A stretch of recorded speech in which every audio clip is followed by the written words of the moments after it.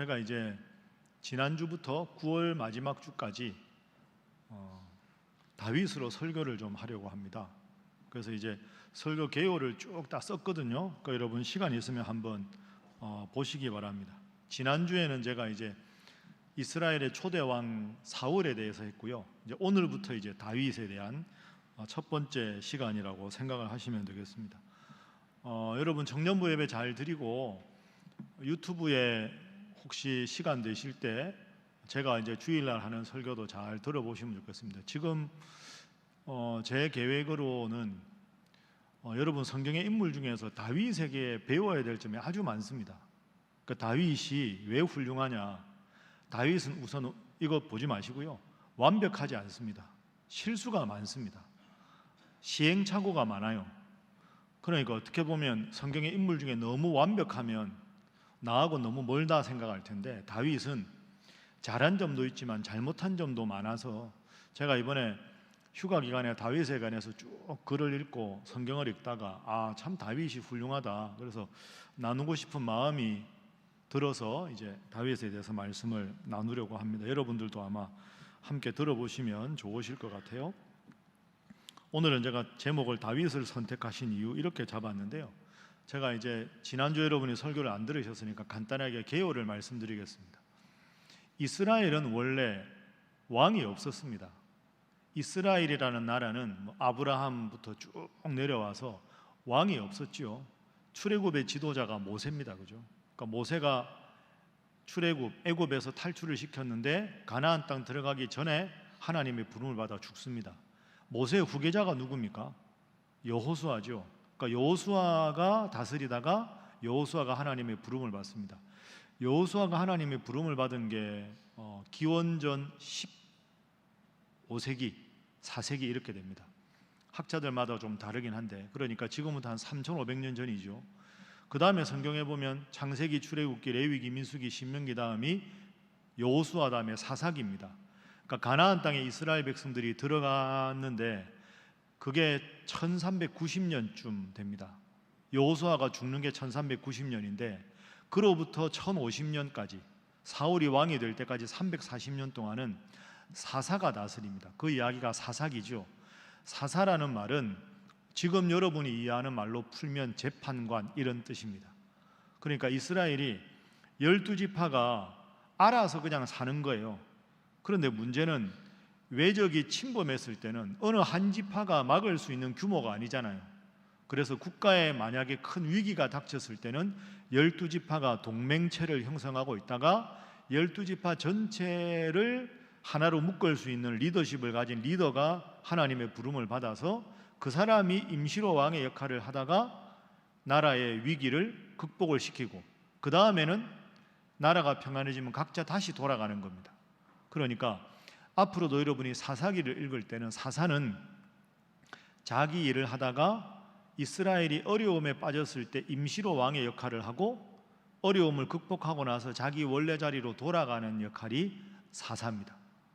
그러다 보니까 이스라엘 사람들이 주변 나라들은 다 왕이 있는데 자기는 왕이 없잖아요. 왕을 우리에게도 달라고 자꾸 사무엘 선지자한테 말을 합니다. 근데 사무엘 선지자는 왕을 필요 없다고 말하죠. 왜? 여러분 왕이 있으면 어떻게 될까요? 눈에 보이는 왕을 섬기면서 눈에 안 보이는 하나님을 배척할 게 뻔하거든요. 근데 하도 조르니까 하나님이 그래 저렇게까지 왕을 달라고 하니까 왕을 주자 해서 이스라엘의 초대 왕이 사울이 됩니다. 왜 하나님이 많은 사람 중에 사울을 왕으로 선택하셨을까? 성경을 읽어보면 사울은 아주 겸손한 사람이었어요. 그 겸손해서 사울을 왕으로 선택을 했는데 문제는 그 겸손이 오래 못 갑니다. 한 2년쯤 가고 나서 이 사울이 타락합니다. 아주 교만하게 변하고요. 예를 들어서 하나님이 전쟁에서 완벽하게 승리하게 해주면 하나님께 감사하기보다는 성전 기념비를 세웁니다. 자기 이름을 드러내기 위해서. 그러니까 하나님 보시기에 겸손해서 사울을 왕으로 세웠는데 겸손을 잃어버리고 점점 교만해지자 하나님이 사울을 왕위에서 패하기로 결심하십니다. 이 사울을 이제 더 이상 왕으로 두지 않겠다. 그래서 사울의 뒤를 이은 왕이 다윗입니다.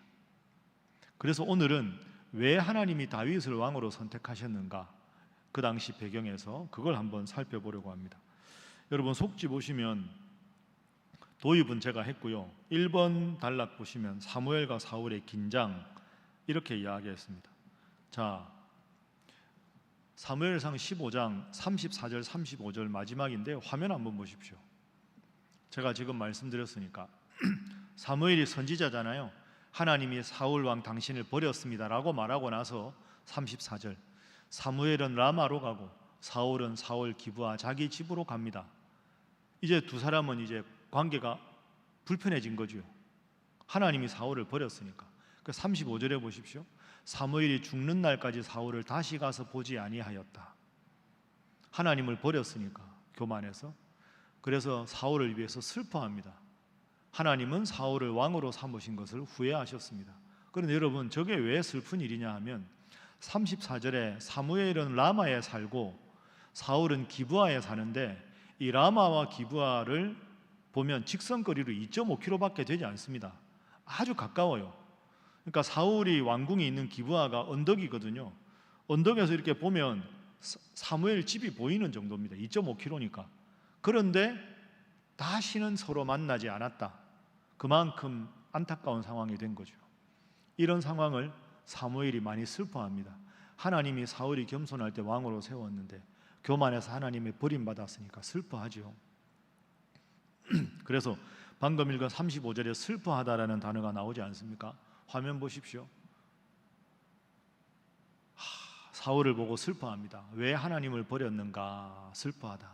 그리고 16장 1절 넘어가는데요, 슬퍼한다는 말이 또 나옵니다. 하나님이 야 그만 좀 슬퍼해라. 이제 사울의 후계자를 세워야 되지 않겠느냐 이렇게 말합니다. 그런데 저기서 슬퍼하다 하는 말은 여러분들이 그냥 마음이 좀 슬픈 마음이 들었다 이런 뜻이 아닙니다. 저 슬퍼하다라는 말이 구약 성경에 쓰여진 히브리어 원어로 미트아벨이라는 단어인데 이 단어가 가장 가까운 가족이나 친한 사람이 죽었을 때 곡을 하다 이런 뜻입니다. 그러니까 사무엘이 슬퍼했다는 말은 사울은 영적으로 이미 죽은 사람이다. 영적으로 하나님을 떠난 사람을 놓고 곡을 하는 마음으로 슬퍼했다 이런 뜻입니다. 그래서 여기 속지 제가 번역했는데 2번 슬퍼하는 사무엘, 하나님이 내가 그를 위하여 언제까지 슬퍼하겠느냐라고 말씀하신 1절은 원문으로 풀면 사무엘아 사울은 이미 영적으로 죽었다. 영적으로 죽은 자를 위해서 애도만 해서는 되겠느냐 이런 뜻입니다. 그래서 사무엘과 사울이 갈라서지요. 자, 여기에 문제가 있습니다. 그러면 사울은 하나님이 패하셨으면 사울의 뒤를 이어서 왕이 될 사람을 선택해야 될 거 아닙니까? 그 일을 누가 해야 될까요? 그 일도 사무엘이 해야 합니다. 왜? 그 당시 종교 지도자니까. 자, 두 번째 장면은 이제 그걸 한번 보도록 하겠습니다. 16장 1절 한번 보십시오. 화면 다 나옵니다. 화면 보십시오. 저 하이라이트 되어 있는 부분 보시죠. 너는 사무엘에게 하나님이 명령하십니다. 뿔에 기름을 채워가지고 가라. 그러니까 삼각뿔 같은 데다가 기름을 채워라. 그 기름을 붓는다 하는 것은 왕을 세운다 하는 뜻이거든요. 그러니까 하나님이 저 말은 왕을 세워라. 누구에게? 내가 너를 베들레헴 사람 이새에게로 보낼 것이다. 이새의 아들들 중에서 한 사람을 내가 사울의 후계자로 지명할 것이다. 그러니까 이제 사무엘 보고 이제 베들레헴으로 가라 이렇게 말했습니다. 자, 그런데 여기에 고민이 있습니다. 사무엘의 고민이. 2절 보시죠. 2절을 보면서 설명하겠습니다. 자, 2절을 함께 한번 읽어볼까요? 자, 시작. 사무엘이 이르되 내가 어찌 갈 수 있으리이까? 사울이 들으면 나를 죽이리이다 하니. 여기까지. 저 못 갑니다. 사울이 들으면 나를 죽일 겁니다. 여러분, 그 당시 사무엘은 제사장이고 선지자입니다. 그러니까 사울 왕 입장에서는 가장 이스라엘에 존경받는 사무엘이 자기하고 갈라섰잖아요. 그렇지만 사무엘이 누구를 만나는지, 어디를 방문하는지 감시병들을 다 두어서 철저하게 감시하게 한 거죠. 그런데 왕을 세울 기름에 뿔을 채워가지고 사무엘이 집 밖을 나가면 감시병들이 사울 왕에게 왕이시여 사무엘이 떠났습니다. 왕을 세우는 기름병을 들고 나갔습니다. 베들레헴으로 갔습니다. 그 말을 하는 순간 사무엘은 죽게 되는 겁니다. 그래서 방금 본 2절에 잘 읽어보십시오. 화면 보시면 사울이 보면 나를 죽이리이다가 아니라 사울이 들으면, 감시병들의 보고를 들어서 베들레헴으로 갔다는 말을 들으면 나를 죽일 겁니다. 그러니 하나님께서 방법을 일러주십니다. 자, 그 아랫부분에 보십시오. 여호와 하나님이 이르시되 너는 암송아지를 끌고 가서 말하기를 내가 여호와께 제사를 드리러 왔다고 말해라. 제사를 드린다는 말은 예배를 드린다는 거죠. 제사장이니까 내가 베들레헴에 가서 예배를 드릴 일이 있어서 간다 라고 말하고 떠나라 이렇게 말합니다. 그러니까 무사히 베들레헴으로 갑니다. 자, 베들레헴은 시골이거든요. 베들레헴에 이제 사무엘이 도착합니다. 그러면 가장 존경받는 지도자가 왔으니까 베들레헴 성의 종교 지도자들이 마중을 왔겠지요. 그들이 장로입니다. 장로. 베들레헴 장로들의 4절 반응을 한번 보십시오. 사무엘이 여호와의 말씀대로 행하여 베들레헴에 이르렀다. 베들레헴 성읍의 장로들이 떨었다. 무서워 떨었다는 뜻이죠. 그리고 이렇게 묻습니다. 평강을 위하여 오십니까? 저게 무슨 뜻이냐 하면 왜 떨었느냐? 사무엘이 기름병을 가져왔잖아요. 그러면 그건 다음 왕을 세운다는 뜻인데, 다음 왕을 세울 때 베들레헴 장로들이 그걸 가만히 보고 있으면 사울 왕의 귀에 그게 들어가면 야, 베들레헴 가서 뭐 했대? 왕을 세웠답니다. 그럼 베들레헴 장로들은 그거 보고 왜 한테 고발을 안 해? 야, 그놈들 다 죽여버리라. 죽을 수밖에 없는 거죠. 그러니 두려워 떨면서 왜 오셨습니까? 평안을 위해서 오신 겁니까? 이 말은 설마 왕의 후계자를 세울 건 아니시지요? 하고 떨면서 물은 거죠. 자, 사무엘이 말합니다. 5절 걱정하지 말아라. 5절에 보면 평강을 위한 것이다. 내가 예배드리러 왔다. 그래, 나 혼자 예배드릴 거 아니니까 이새의 아들들을 좀 오게 하라. 그래서 이새의 아들들을 부릅니다. 이새의 아들 중에 사울의 후계자가 있으니까. 맨 처음에 누가 오느냐? 6절 옵니다. 6절 보십시오. 이새의 아들들 중에 왕이 될 사람인데 큰아들입니다. 큰아들 이름이 뭡니까? 엘리압입니다. 엘리압. 집에서 여기 남학생들 중에 남자 청년 중에 장남 손 들어보세요. 장남 손 들어봐. 장남 또 손 들어봐. 손 들어보세요. 손 내리시고. 성경에 장남 중에 제대로 된 장남이 없습니다. 예수님 빼고 진짜 장남들이 좀 안타깝죠. 여러분이 그렇다는 건 아닙니다. 박 목사님 장남입니다. 참고로. 그렇다는 건 아닙니다. 성경 시대가 아니니까. 다시 6절 보십시오. 자, 6절 보면 화면 띄워주세요. 6절. 장남인가? 왜 안 띄우나? 자막이 장남인가 보다. 엘리압을 딱 사무엘이 봤습니다. 마음에 확 들었습니다. 야, 여호와의 기름 부으실 자, 왕이 될 자가 여기 있구나. 사무엘이 확신했습니다. 엘리압이 잘생긴 것 같아요. 키도 크고 늠름하고 사무엘 같은 훌륭한 사람 보기에 딱 왕이 되다 이렇게 생각하는데, 문제는 7절입니다. 하나님이 말씀하십니다. 7절에 사무엘아, 용모와 키를 보지 말아라. 나는 이미 엘리압을 버렸다. 내가 보는 것은 외모가 아니다. 마음, 중심을 본다. 그러니까 엘리압은 겉으로 보기에는 왕이 될 멋있는 인물이었는데 마음이 아니었다. 왜 하나님이 이렇게 말씀하셨을까? 그 이유가 17장에 보면 나옵니다. 제가 잠시 좀 설명을 해보겠습니다. 이제 사무엘상 17장에 가면 다윗과 골리앗의 싸움 이야기가 나옵니다. 여러분 다 아시죠? 모릅니까? 가만히 있으면 나보고 어떡하라고. 다 알죠? 다윗과 골리앗이 싸우거든요. 그런데 그 전에 이런 일이 있습니다.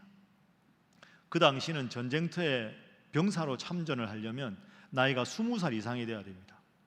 그러면 다윗이 지금 이세 아들 중에 막내 8째거든요. 그럼 20살 이상, 제일 큰형 엘리압부터 1, 2, 3, 넘버 1, 2, 3까지 전쟁터에 가 있습니다.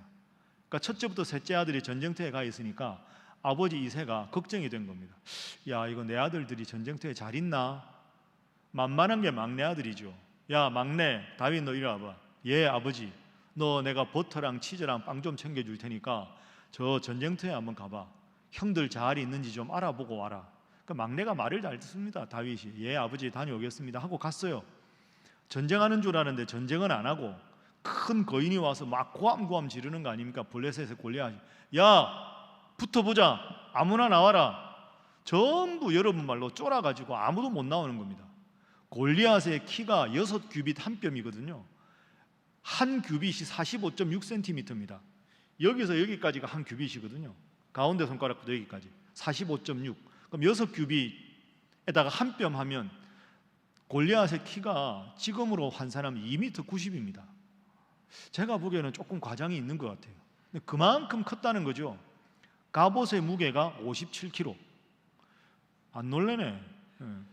골리앗이 창을 들었는데요. 창 자루 말고 창날 끝부분만 7kg입니다. 그러니 그걸 들고 서 있으니 아무도 못 나가는 거죠. 그 다윗이 가서 형님들 위문한다고 뭐 빵도 주고 버터도 주고 하는데 싸움을 안 하는 겁니다. 왜 안 싸웁니까? 야 골리앗한테 누가 싸우냐? 아니 하나님을 믿지 않는 저 나쁜 놈이 저러면 나라도 세워야지.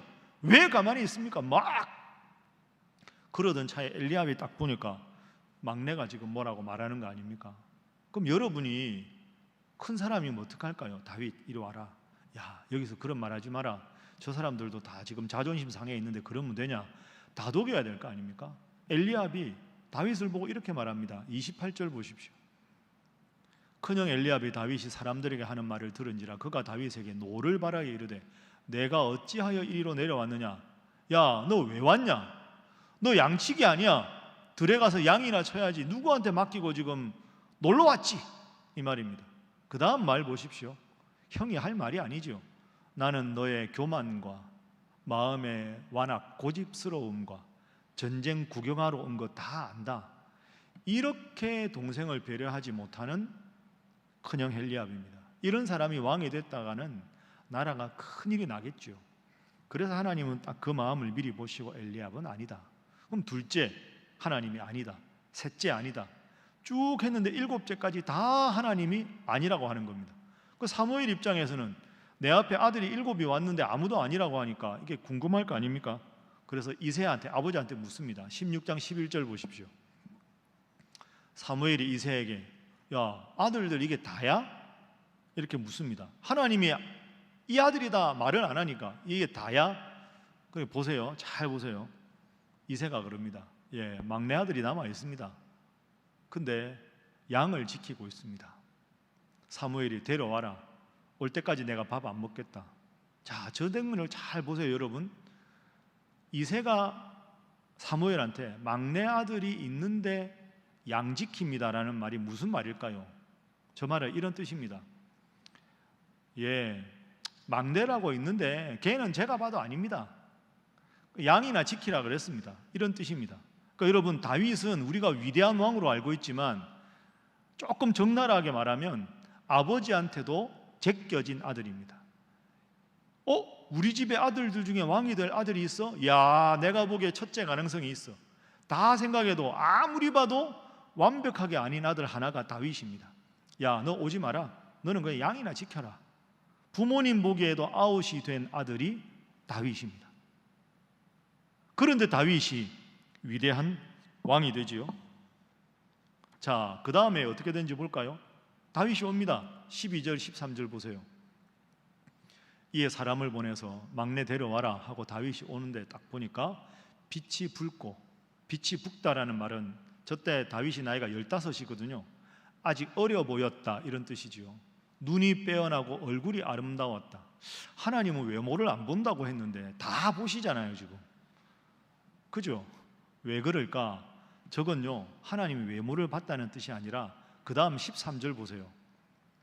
사무엘이 기름 뿔병을 가져다가 다윗에게 부었다. 왕으로 삼았는데 그날 이후로 여호와 영에게 다윗이 크게 감동됐다. 우리말로 하면 성령이 충만해졌다. 그러니까 하나님이 강하게 역사할 정도로 다윗은 하나님을 잘 믿은 청소년이었다. 겸손하게 하나님을 잘 믿은 청소년이기 때문에 하나님께서 그를 기뻐했다. 그러니까 다윗은 겉으로 잘생긴 게 중요한 게 아니라 마음에 늘 겸손해서 하나님을 잘 믿으니까 하나님을 믿는 믿음이 겉으로 드러나서 인상이 밝고 눈이 아름답고 환한 그런 사람이었다. 이런 뜻이 됩니다. 여러분 죄송한데 여러분 부모님한테 혹시 좀 별로 기대를 안 받는 아들, 딸이십니까? 손 들어보라고는 안 하겠는데 상처받지 마십시오. 여러분, 다윗은 아버지가 제껴놓은 아들입니다. 그런데 다윗이 하나님을 잘 믿으니까 지금도 이스라엘 사람들에게 가장 존경하는 리더가 누구냐? 리더 중에는 모세, 왕 중에는 다윗, 데이빗입니다. 그만큼 다윗이 훌륭한, 왜? 하나님께서 다윗과 함께 하셨으니까, 그만큼 하나님이 다윗을 믿었으니까 이렇게 됩니다. 여러분, 그래서 여러분의 세상적인 스펙이나 뭐 부모님한테서 많은 격려를 받는 것 받으면 좋겠지만 그거 별로 중요하지 않습니다. 저는 이 다윗 이야기를 준비하면서 은혜를 많이 받았습니다. 제가 아들 셋 중에 둘째거든요. 제가 이 이야기 작년 예배 때 안 했는데요, 시골 사람들은 큰아들 되게 좋아합니다. 이 큰아들 장남, 저희 형은 장남, 항상 어디 가도 장남. 저희 아버지가 막내 아들 출신이거든요. 그러니까 막내 아들 셋 중에서 아버지가 막내라고 막내 아들 귀여워하고, 장남은 장남이라고 좋아하고, 둘째는 진짜 힘들어요. 아들 셋 중에 둘째는 진짜 마음 힘듭니다. 왜? 본인이 노력하지 않으면 사랑받을 방법이 없습니다. 그래서 제가 다윗 마음을 충분히 이해합니다. 물론 우리 아버지가 이 설교를 보지 않겠죠. 저희 아버지는 주로 작년 예배 설교를 제 걸 보기 때문에 이거 보지 않으리라 생각하고 자신 있게 말씀드립니다. 여러분, 그래서 부모님께 사랑받으면 좋지만 그게 인생의 결정적인 건 아니다. 그 다음에 아직 좀 어린데 여러분 다음에 시집장가 가서 결혼해서 여러분 아이를 낳았어요. 예를 들어서 아이가 크는데 영 아니에요. 예를 들어서 그러면 뭐라고 말합니까? 부모님이 쟤는 누구 닮아 저러냐? 절대로 그 말하면 안 됩니다. 왜? 둘 중에 하나 닮은 겁니다. 그죠? 아빠를 닮았든지 엄마를 닮았든지 그 자기 얼굴에 침 뱉깁니다. 여러분 마음대로 자녀가 잘 자라지 않아도 자녀를 위해서 끊임없이 기대하고 격려하고 후원해 주어야 합니다. 하나님이 여러분에게 그 아이를 주신 건 특별한 의미가 있는 거죠. 그러니까 지금 이새는 어떻게 보면 다윗에게 그러면 안 되는 겁니다. 제가 얼마 전에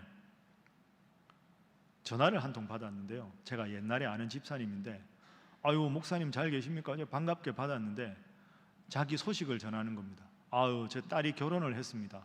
아유 축하드립니다. 근데 저한테 이래요. 좋은 사위를 받습니다.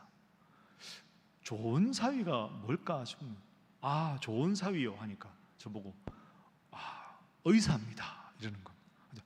아 예 하니까 묻지도 않았는데 최고 명문대학을 나왔습니다. 제가 예 그랬습니다. 여러분 공부 잘해서 좋은 대학 가고 의사가 된 거 나쁜 일 한 게 아닙니다. 그러나 명문대학을 나와서 의사가 됐다고 좋은 사람인 건 아닙니다. 좋다 나쁘다는 인격과 도덕에 관한 문제지요. 그 다음에 어느 모임 갔는데 한 집사님이 그러더라고요. 우리 아들이 멋진 아들이라고. 왜 그렇습니까? 하니까 우리 아들이 사업을 해서 돈을 많이 번다고. 돈이 많이 벌면 멋진 아들입니까? 그 말이 잘못된 겁니다. 돈 많이 버는 아들이지 멋진 아들은 아닙니다. 훌륭한 사람, 멋진 사람은 인격에 관한 거지 학벌과 돈에 관한 게 아닙니다. 여러분 앞으로 그런 걸로 절대 주눅들지 마십시오. 제가 여러분들에게 몇 번 말씀드렸죠. 믿음의 반대말은 열등감입니다. 가질 필요 없습니다. 다윗 보십시오.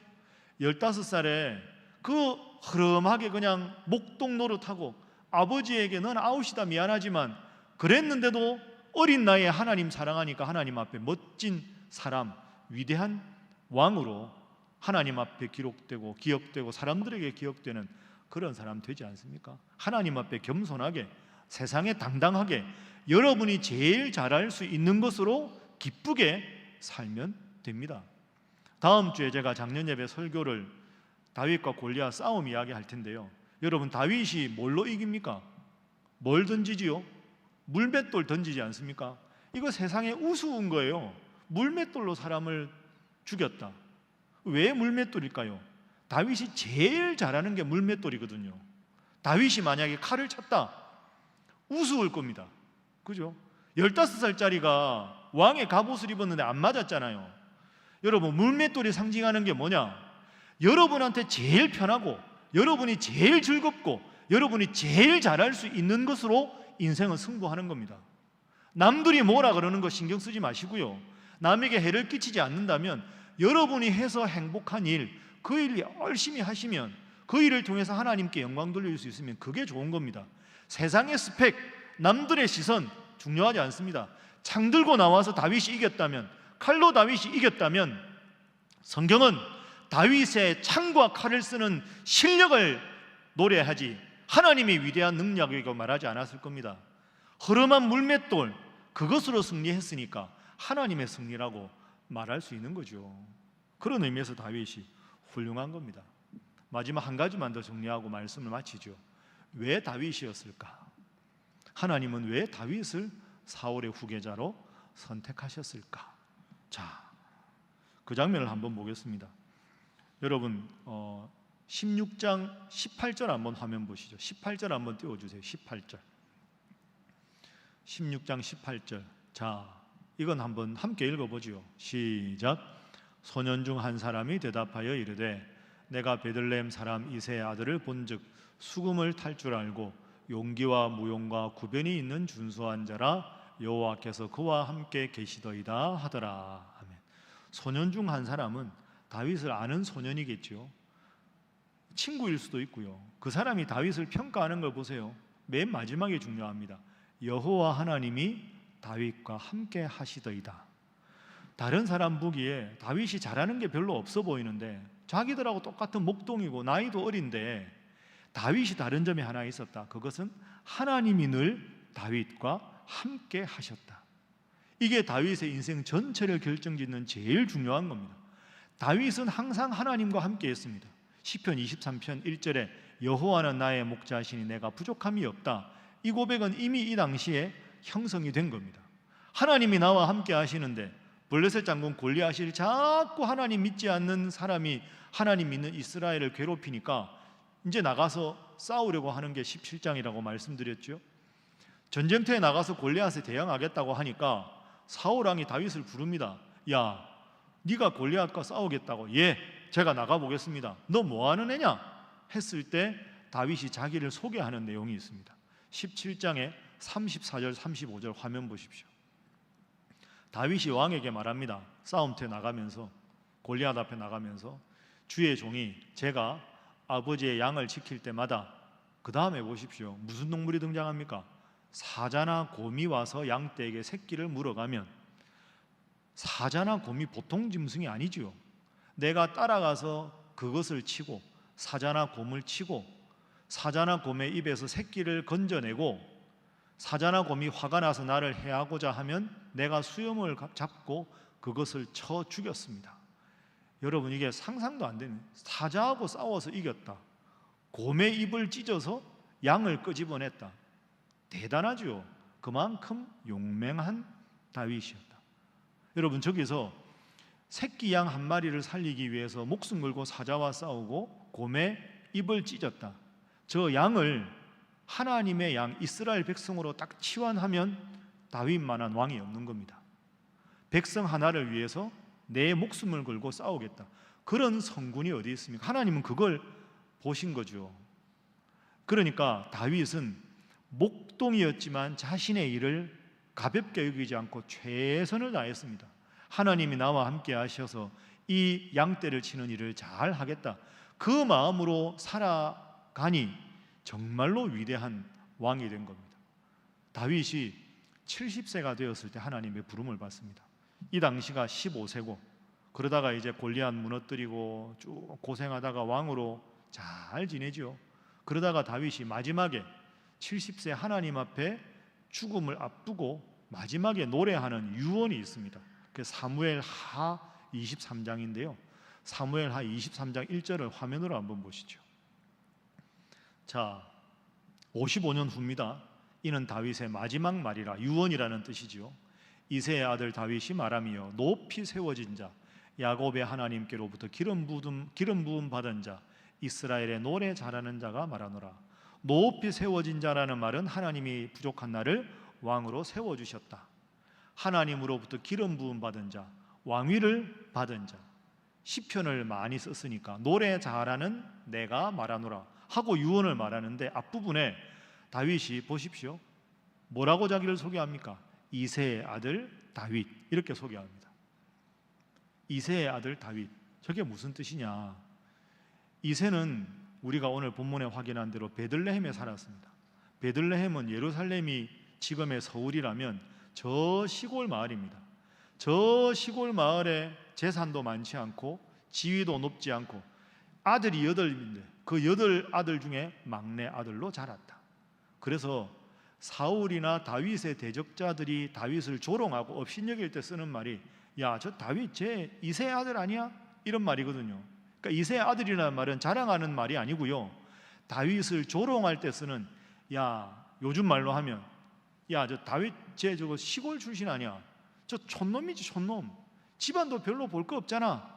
이런 뜻입니다.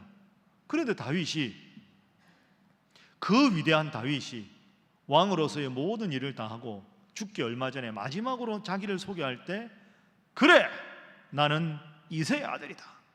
쉽게 말하면 맞다, 나는 촌놈이다, 시골떡이다, 우리 아버지 솔직히 별 볼 일 없는 사람이다. 그 다음에 그런데 내가 하나님을 잘 믿으니 하나님이 나를 높여주셨다.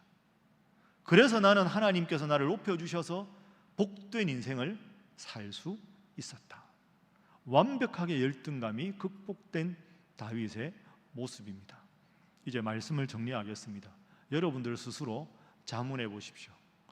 여러분들은 다 주로 이제 여기 사시는 분들이니까 서울 출신이죠.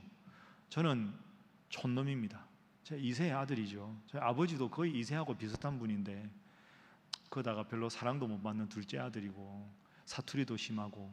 저 이제 웃지 마라. 그렇죠. 그렇지만 여러분, 내가 하나님 앞에 부족해도, 내가 공부를 열심히 잘하지 못해도, 직장이 대단하지 않아도, 부모님이 유명인이 아니어도 아무 의미 없습니다. 내가 이새의 아들이지만 하나님 잘 믿으니 하나님께서 나의 인생을 높여주셨다. 꼭 생각하고, 여러분, 가지지 못한 것에 대해서 열등감 갖고 힘들 게 아니라 내가 정말 잘할 수 있는 일이 뭘까? 하나님이 나에게 주신 달란트가 뭘까? 그거 생각해서 적은 것처럼 보이고 남들 보기에 대단한 것처럼 보이지 않아도 좋으니 그걸 통해서 하나님 잘 믿어서 우리 사랑하는 보석 같은 청년들, 하나님 여러분을 귀하게 써주시고 높여주셔서 평생 하나님 잘 믿어서 다윗처럼 하나님 앞에 큰 복을 받는 여러분 되기를 주님 이름으로 축복합니다. 기도하겠습니다. 하나님 감사합니다. 오늘도 우리 신일교회 사랑하는 보석 같은 청년들을 보내주셔서 예배드리게 하시니 감사합니다. 하나님, 남들 보기에 그럴듯해 보이지만 혼자 있을 때는 우울하기도 하고 답답하기도 하고 나는 왜 이것밖에 안 되나 그런 마음이 들기도 합니다. 그럴 때에도 부족하지만 나를 미워하지 않게 하시고 그래도 하나님 나를 사랑하신다. 그래서 하나님은 나를 사랑하셔서 구원받기 위해서 외아들 예수님의 십자가의 목숨값으로 나를 사셨다. 이런 마음 가지고 부족하다고 무언가를 탓하고 원망할 게 아니라 부족한 나를 있는 그대로 받아주신 하나님을 사랑하고 하나님 잘 믿어서 다윗처럼 에스더처럼 하나님 앞에 큰 영광 올리고 하나님 앞에 귀하게 쓰임받는 우리 보석 같은 모든 청년들 되도록 인도하여 주옵소서. 예수님의 이름으로 기도하옵나이다. 아멘.